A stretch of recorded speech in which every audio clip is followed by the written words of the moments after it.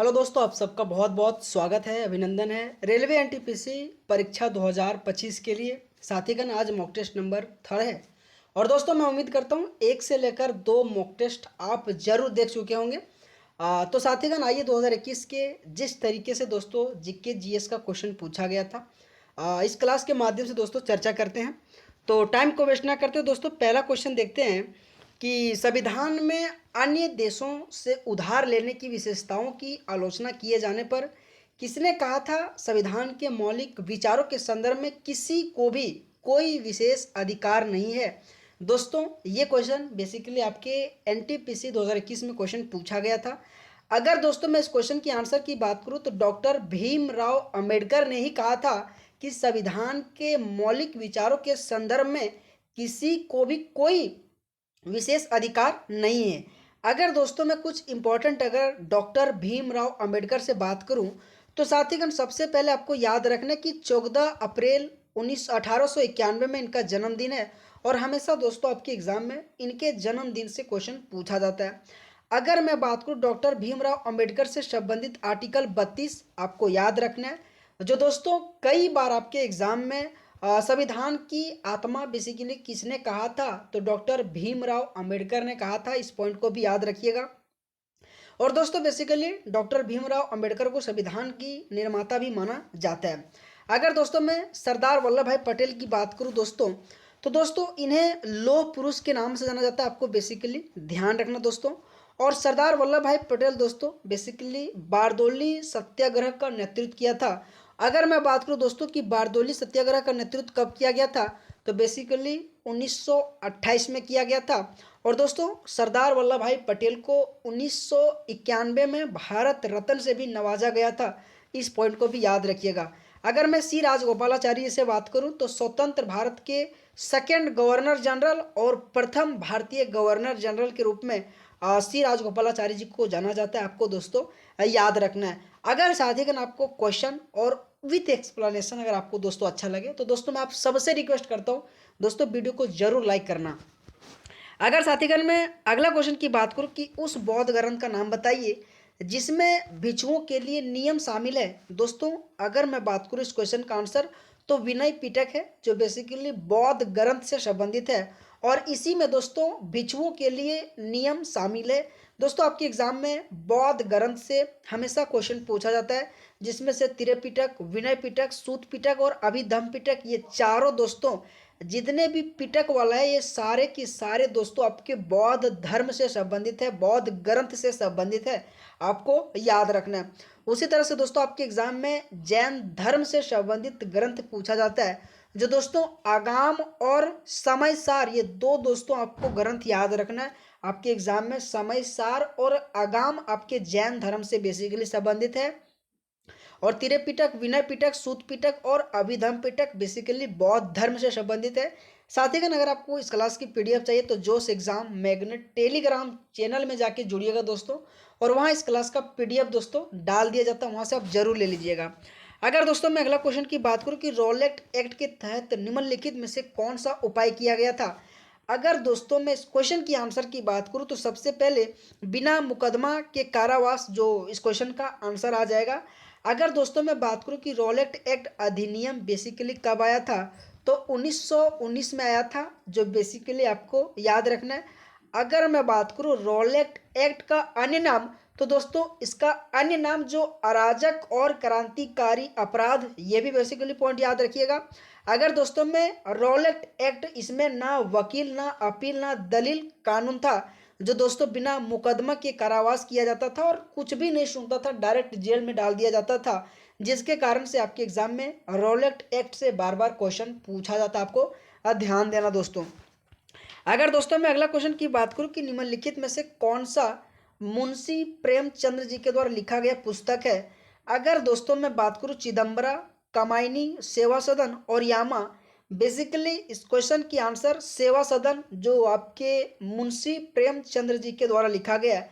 दोस्तों आपके एग्जाम में मुंशी प्रेमचंद्र जी से बार बार क्वेश्चन पूछा जाता है, जिसमें से दोस्तों आपकी गोदान, कर्मभूमि, रंगभूमि और अगर दोस्तों मैं बात करूं निर्मला, ये भी बेसिकली आपके मुंशी प्रेमचंद्र जी के द्वारा लिखा गया, जो आपको बेसिकली दोस्तों ध्यान रखना है। और सेवा सदन भी आपको याद रखना है, क्योंकि आपके एग्जाम में एनटीपीसी में बेसिकली ये क्वेश्चन पूछा गया था। अगर दोस्तों मैं कुछ इंपॉर्टेंट अगर मैं बात करूं कि यामा देवी बेसिकली दोस्तों सॉरी आमा अगर मैं बात करूं दोस्तों, तो दोस्तों बेसिकली आपके महादेवी वर्मा जी के द्वारा लिखा गया था यामा बुक। इस पॉइंट को भी याद रखिएगा दोस्तों। आपके कमायनी हो जाएगा, आंसू हो जाएगा, लहर हो जाएगा, ये बेसिकली दोस्तों आपके जयशंकर प्रसाद जी के द्वारा लिखा गया था। इस पॉइंट को भी याद रखिएगा। अगर दोस्तों मैं चिदम्बरा की बात करूं तो बेसिकली सुमित्रा नंदन पंत के द्वारा दोस्तों आपके चिदम्बरा पुस्तक लिखा गया था। बेसिकली दोस्तों आपको ध्यान रखना है। अगर साथीगण आप सबको क्लास का क्वेश्चन और आपको दोस्तों पढ़ाने का तौर तरीका अगर आपको समझ में आ रहा है दोस्तों, आप सभी मेरे साथीगण से रिक्वेस्ट है इस वीडियो को जरूर लाइक करना। और दोस्तों अगर आपको इसी तरीके से क्लास चाहिए तो आप सबसे रिक्वेस्ट है चैनल को जरूर सब्सक्राइब कीजिएगा। और दोस्तों इस क्लास का अगर आपको पीडीएफ चाहिए तो जोश एग्जाम मैग्नेट टेलीग्राम चैनल में दोस्तों वहाँ इस क्लास का पीडीएफ मैं अपलोड कर दूंगा। अगला अगर मैं क्वेश्चन की बात करूँ दोस्तों कि 1920 के असहयोग आंदोलन के साथ किस अन्य आंदोलन को सम्मानित किया गया था। दोस्तों ये भी क्वेश्चन बेसिकली बहुत इंपॉर्टेंट है। अगर मैं इस क्वेश्चन की आंसर की बात करूं तो बेसिकली खिलाफत आंदोलन आ जाएगा, जो आपके एग्जाम में क्वेश्चन पूछा गया था। असहयोग आंदोलन दोस्तों 1920 में, इस पॉइंट को भी याद रखिएगा। अगर मैं असहयोग आंदोलन से अगर कुछ इंपॉर्टेंट बात करूं कि अंग्रेजों की आर्थिक शक्ति को कमजोर करना और भारतीय उद्योग को बढ़ावा देना बेसिकली असहयोग आंदोलन का एक बहुत बड़ा कारण था। और बेसिकली दोस्तों असहयोग आंदोलन 1920 में चला था। इस पॉइंट को याद रखना है। अगर मैं स्वदेशी आंदोलन की बात करूं तो 7 अगस्त 1905 को स्वदेशी आंदोलन चलाया गया था, जो आपको बेसिकली याद रखना है दोस्तों। अगर मैं खिलाफत आंदोलन की बात करूं तो ये भी बेसिकली आपके 1920 में चला था। इस पॉइंट को भी याद रखिएगा दोस्तों। अगर मैं अगस्त क्रांति की बात करूं तो 9 अगस्त 1942 में आपके अगस्त क्रांति चला था। इस पॉइंट को भी याद रखिएगा। लेकिन दोस्तों आपसे एक क्वेश्चन है कि होम रूल आंदोलन जो से बेसिकली कब चला था। आप सभी मेरे प्यारे साथीगण से, मेरे बहन से, आप सबसे रिक्वेस्ट है इस क्वेश्चन का आप कमेंट बॉक्स में आंसर करना है कि होम रूल आंदोलन बेसिकली कब चला था। अगर दोस्तों मैं अगला क्वेश्चन की बात करूं कि आपके एग्जाम में क्या क्या पूछा गया था कि नोबेल पुरस्कार विजेता कैलाश सत्यार्थी निम्नलिखित में से किस संगठन से जुड़े थे। दोस्तों ये भी बेसिकली आपके एग्जाम में क्वेश्चन पूछा गया था। अगर मैं बात करूं कि बचपन बचाओ आंदोलन से संबंधित आपके कैलाश सत्यार्थी, और इसीलिए दोस्तों उन्हें नोबेल पुरस्कार से सम्मानित किया गया था।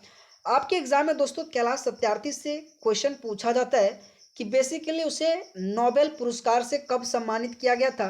तो दोस्तों आपके 2014 में कैलाश सत्यार्थी को नोबेल पुरस्कार से सम्मानित किया गया था। आपको बेसिकली याद रखना है दोस्तों। बेटी बचाओ बेटी पढ़ाओ आंदोलन से आपके एग्जाम में क्वेश्चन पूछा जाता है। बेसिकली 22 जनवरी 2015 को बेटी बचाओ बेटी पढ़ाओ योजना लाया गया था।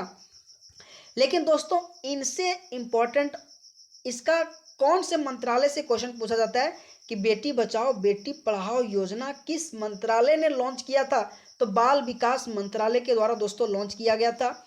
इस पॉइंट को भी याद रखिएगा, आपके एग्जाम में क्वेश्चन पूछा जाता है। अगर मैं अगला क्वेश्चन की बात करूं कि भारतीय रेलवे के हाल ही में जोड़े गए 17वें जोन का क्या नाम है। अगर दोस्तों मैं बात करूं इस क्वेश्चन का आंसर तो कलकत्ता मेट्रो आ जाएगा कि कलकत्ता मेट्रो 17वें जोन का नाम है दोस्तों। आपके एग्जाम में हमेशा जोन दोस्तों और उनके मुख्यालय से क्वेश्चन बार बार पूछा जाता है। अगर दोस्तों पूर्वी मध्य रेलवे की मैं बात करूं दोस्तों तो ये बेसिकली आपके 19वां जोन है, जो बेसिकली दोस्तों आपको याद रखना है, क्योंकि 17वां हो गया 19वां हो गया आपके जोन वाइज कभी कभी क्वेश्चन पूछ लेता है। अगर दोस्तों मैं दक्षिण पूर्वी रेल का मुख्यालय की बात करूं तो बेसिकली कोलकाता आ जाएगा। आपको बेसिकली याद रखना दोस्तों। अगर दोस्तों मैं दक्षिण मध्य रेलवे का मुख्यालय बात करूं तो बेसिकली सिकंदराबाद आ जाएगा। इस पॉइंट को भी याद रखिएगा। अगर दक्षिण रेलवे की मैं बात करूं दोस्तों तो इसका अगर मैं बात करूं मुख्यालय तो बेसिकली आपके चेन्नई आ जाएगा। और दोस्तों आपके पश्चिमी रेलवे की अगर मैं मुख्यालय की बात करूं तो बेसिकली आपके मुंबई आ जाएगा दोस्तों। ये जितने भी दोस्तों मैं पीपीटी के अलावा आपको एक्स्ट्रा इन्फॉर्मेशन दे रहा हूं दोस्तों, आपके एग्जाम के लिए बहुत इंपॉर्टेंट है साथीगण, क्योंकि अगर आप वाकई में सीरियस से पढ़ाई कर रहे हैं दोस्तों तो ये जितना भी मैं आपको एक्स्ट्रा इन्फॉर्मेशन दे रहा हूँ आपके एग्जाम के लिए बहुत इंपॉर्टेंट आपको याद रखना है। अगला क्वेश्चन दोस्तों कि सबसे कम उम्र के यूनिसेफ सद्भावना राजदूत का नाम बताइए। दोस्तों बेसिकली ये भी क्वेश्चन आपके एग्जाम का है, जिसमें से दोस्तों मिली बॉबी ब्राउन और लिली सिंह और लियोनेल मेसी और प्रियंका चोपड़ा। और दोस्तों इस क्वेश्चन का आंसर आपके मिली बॉबी ब्राउन, जो सबसे कम उम्र के यूनिसेफ सद्भावना राजदूत का नाम है दोस्तों, आपको याद रखना है। अगर मैं अगला क्वेश्चन की बात करूं दोस्तों कि निम्नलिखित धरोहर स्थलों में से किसमें वास्तुकला की द्रविड़ शैली है। दोस्तों आपके एग्जाम में द्रविड़ शैली, नागर शैली और बैसर शैली, ये 3 शैली से दोस्तों क्वेश्चन पूछा जाता है। आज के क्वेश्चन में दोस्तों द्रविड़ शैली से संबंधित आइए जानते हैं कि कितने मंदिर आपके एग्जाम में क्वेश्चन बेसिकली पूछा गया था। अगर मैं इस क्वेश्चन की आंसर की बात करूं तो हम्पी आपके एक द्रविड़ शैली के रूप में दोस्तों है। आइए दोस्तों द्रविड़ शैली से कुछ इंपॉर्टेंट नाम जो आपको याद रखना है। पहला दोस्तों तंजावुर मंदिर, जो बेसिकली आपके द्रविड़ शैली से संबंधित है। मीनाक्षी मंदिर, ये भी दोस्तों बेसिकली आपके द्रविड़ शैली से संबंधित है। हौसलेश्वर मंदिर, ये भी आपके द्रविड़ शैली से। रामेश्वरम और दोस्तों हेली बीड़ मंदिर, ये जितने भी दोस्तों आपके ये 5 और आपके ये 6 आपके द्रविड़ शैली से संबंधित मंदिर है। और दोस्तों आपके एग्जाम में शैली और मंदिर आपके एनटीपीसी में बार बार दोस्तों क्वेश्चन पूछा जाता है। तो दोस्तों बेसिकली आपके जितने भी साउथ इंडिया से रिलेटेड मंदिर है, आप सभी से रिक्वेस्ट मेरे साथीगण जाके जरूर पढ़िएगा, क्योंकि दोस्तों एक्स्ट्रा राज्य का अगर नहीं पूछा जाए मंदिर, लेकिन साउथ राज्य का हमेशा आपके एग्जाम में मंदिर और शैली से क्वेश्चन बार बार पूछा जाता है, आपको ध्यान देना है। अगर दोस्तों मैं नागर शैली से कुछ अगर एक दो मंदिर की बात करूं तो उसमें से सबसे इंपॉर्टेंट खजुराहो का जो मंदिर है ना, सो बेसिकली नागर शैली में दोस्तों आपको बेसिकली याद रखना, आपके एग्जाम में क्वेश्चन बेसिकली नागर शैली से क्वेश्चन पूछा जाता है। अगर मैं अगला क्वेश्चन की बात करूं कि भारत के किस राज्य में उर्वरक की सर्वाधिक खपत होता है। अगर मैं बात करूं कि किलोग्राम प्रति हेक्टेयर में, तो साथीगण इस क्वेश्चन की बेसिकली आंसर आपके पंजाब आ जाएगा, और कि पंजाब में सबसे ज़्यादा उर्वरक की खपत होता है, जो आपको ध्यान रखना है। अगर मैं अगला क्वेश्चन की बात करूं कि किस प्रसिद्ध क्रांतिकारी ने 1920 के दशक में झांसी झांसी में सतर नदी के समीप पंडित हरिशंकर ब्रह्मचारी के नाम से अपना आश्रय स्थापित किया गया था। दोस्तों ये आपके एग्जाम के लिए बहुत इंपॉर्टेंट क्वेश्चन है, जिसमें से दोस्तों चंद्रशेखर आज़ाद इस क्वेश्चन का बेसिकली आंसर आ जाएगा, जिन्होंने दोस्तों दशक दशक जो कि 1920 के दशक में झांसी में सतर नदी के समीप पंडित हरिशंकर ब्रह्मचारी के नाम पे अपना आश्रय स्थापित किया था बेसिकली चंद्रशेखर आज़ाद ने। अगर दोस्तों मैं चंद्रशेखर आज़ाद के बारे में जानूं तो बेसिकली भारतीय स्वतंत्रता संग्राम से संबंधित था। अगर दोस्तों मैं भगत सिंह से कुछ इंपॉर्टेंट अगर बात करूं तो नौजवान सभा के संस्थापक में से एक आपके भगत सिंह को जाना जाता है, जो आपको याद रखना दोस्तों। और दोस्तों भगत सिंह ने एक बहुत प्रसिद्ध नारा दिया था, जो आपके एग्जाम में पूछा जाता है कि इंकलाब जिंदाबाद, जो नारा है सो बेसिकली आपके भगत सिंह के द्वारा दिया गया था। और दोस्तों भगत सिंह से उनसे सबसे इंपॉर्टेंट अगर मैं बात करूं दोस्तों कि उन्हें फांसी कब दिया गया था, तो दोस्तों 23 मार्च आपके 1931 को दोस्तों भगत सिंह को फांसी दिया गया था। ये आपके एग्जाम में दोस्तों बार बार इंपॉर्टेंट बनता है, आपको बेसिकली ध्यान रखना है। दोस्तों अगर मैं उधम सिंह से बात करूं तो उधम सिंह ने दोस्तों जनरल डायर, जो बेसिकली आपके जलियांवाला बाग हत्याकांड से संबंधित जनरल डायर को लंदन में जाके दोस्तों उधम सिंह ने गोली मार के हत्या किया था। ये पॉइंट बेसिकली आपके उधम सिंह से क्वेश्चन पूछा जाता है, आपको ध्यान रखना है। दोस्तों अगर मैं खुदीराम बोस से बात करूं तो खुदीराम बोस 11 अगस्त 1908 को जो किंग्स फोर्ट्स की गाड़ी पर बमबारी के आरोप पर उसे हत्या किया गया था। ये भी दोस्तों याद रखिएगा, कई बार आपके एग्जाम में पूछा जाता है कि 11 अगस्त 1908 को किंग्स फोर्ट की गाड़ी पर बमबारी के आरोप पर किसे हत्या किया था, तो बेसिकली खुदीराम बोस को। और इस क्वेश्चन का बेसिकली आंसर आपके चंद्रशेखर आज़ाद ही आ जाएगा। अगला क्वेश्चन दोस्तों कि कोबोल का पूर्ण रूप क्या है। दोस्तों ये भी आपके एग्जाम में बार बार इंपॉर्टेंट बनता है और हमेशा दोस्तों आपके एग्जाम में एनटीपीसी में फुल फॉर्म से एक क्वेश्चन पूछा जाता है जो कॉमन बिजनेस ओरिएंटेड लैंग्वेज। इस क्वेश्चन का बेसिकली आंसर आ जाएगा। अगर दोस्तों में आपके एग्जाम में क्वेश्चन बार बार पूछा जाता है कि एनपीसीआई का फुल फॉर्म क्या है, आके जाके दोस्तों आप बैंक के सेक्टर में एनपीसीआई का बहुत प्रॉब्लम जो कि यूज होता है दोस्तों। अगर मैं बात करूँ इस क्वेश्चन का तो national payment corporation of India, जो बेसिकली दोस्तों आपको याद रखना दोस्तों। उसी तरह से दोस्तों आपके यूपीआई आ जाएगा, यूपीए आ जाएगा। हमेशा दोस्तों इनसे रिलेटेड फुल फॉर्म पूछा जाता है, आपको ध्यान रखना है।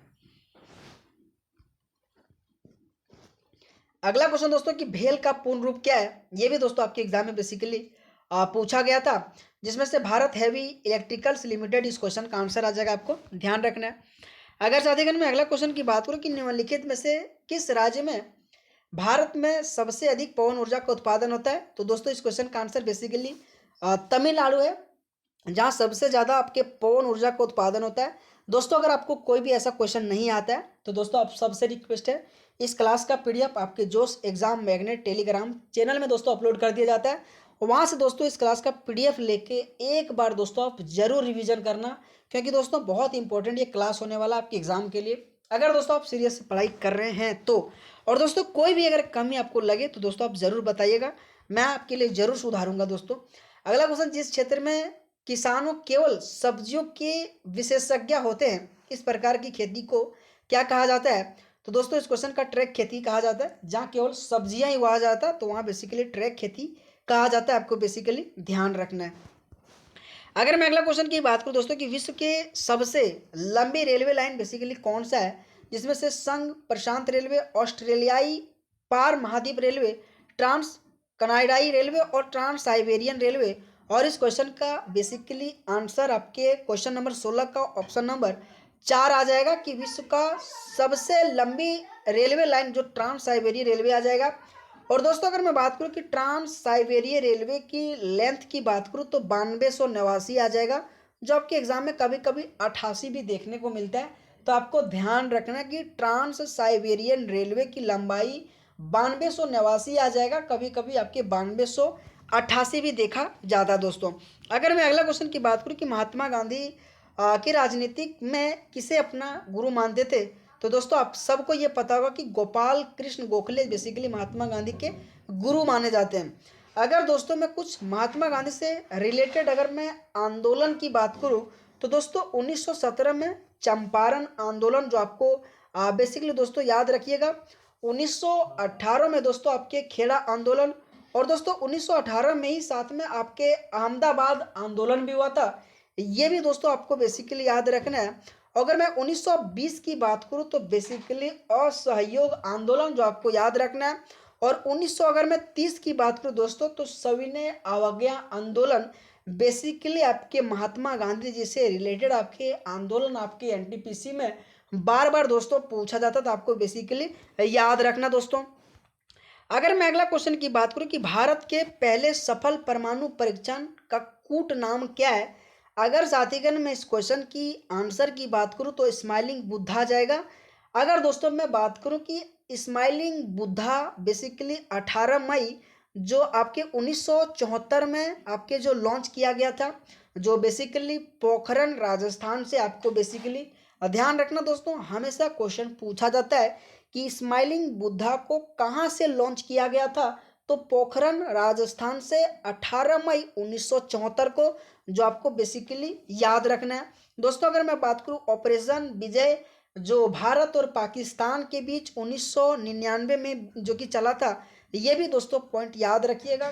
कई बार आपके ऑपरेशन विजय, स्माइलिंग बुद्धा और दोस्तों ऑपरेशन शक्ति से क्वेश्चन पूछा जाता है।